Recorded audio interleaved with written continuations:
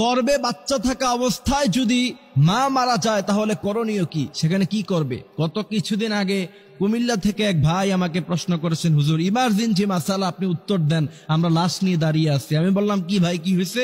তিনি বলছেন, আমরা হসপিটালে নিয়ে গিয়েছিলাম এক অন্তঃসত্ত্বা মাকে, সেখানে নেওয়ার পরে একটু পরেই ডেলিভারি হওয়ার কথা, ডাক্তার ভুলে কি ইনজেকশন দিয়েছে, তার কারণে 1 মিনিটের মাথায় অন্তঃসত্ত্বা মা সে মুহূর্তের মধ্যেই দুনিয়া থেকে চলে গিয়েছে, বিদায় হয়ে গিয়েছে।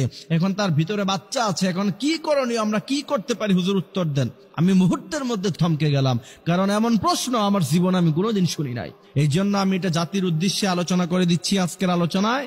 অবশ্যই আমাদের আলোচনা যারা শুনছেন, আদ-দাল্লু আলাল খায়রি কাফাইলিহি, এই হাদিসের ইস্তেদলালে আপনারা এটাকে শেয়ার করে দিবেন বেশি বেশি, যাতে করে গোটা জাতি জানতে পারে। কারণ একটি মাসালা, আপনি আমল করেন অথবা না করেন, আপনি শিখলেন, বিশ্বনবী বলছেন নফল নামাজ পড়লে যে পরিমাণ সওয়াব, সেই পরিমাণ সওয়াব আল্লাহ পাক তোমার আমল নামায় দিয়ে দিবে।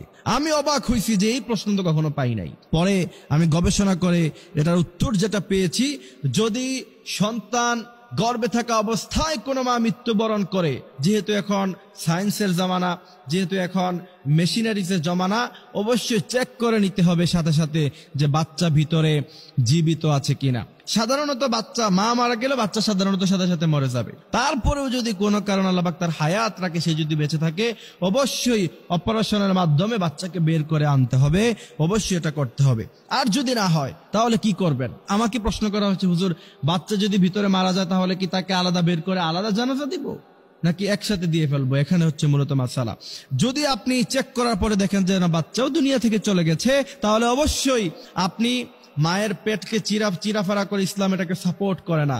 মৃত্যুর পরে পোস্টমর্টম যেটা করা হয় বর্তমানে, যদি একান্ত কোনো প্রয়োজন না পড়ে, সাধারণ কোনো কারণে পোস্টমর্টম করা ইসলাম এটাকে জায়েজ করে নাই।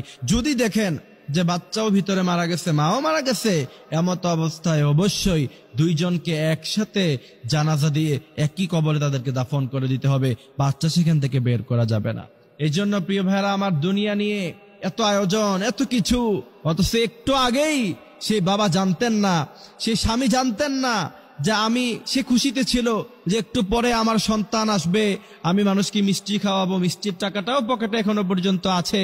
কিন্তু 1 মিনিটের ব্যবধানে আল্লাহ কি করে দিলেন, তার সন্তানও নাই, তার প্রিয়তমা স্ত্রী, যার সাথে এত কাল এত সময় সে কাটিয়েছে, কত আলাপ, কত খুনছুটি, যা আমার মেয়ে হলে এই নাম রাখবো, ছেলে হলে এই নাম রাখবো, কত আলাপ আলোচনা, কত কিছু, কত গল্প, কিন্তু কোথায় গেল? 1 মিনিটের মাথায় তার বাচ্চাও নাই, তার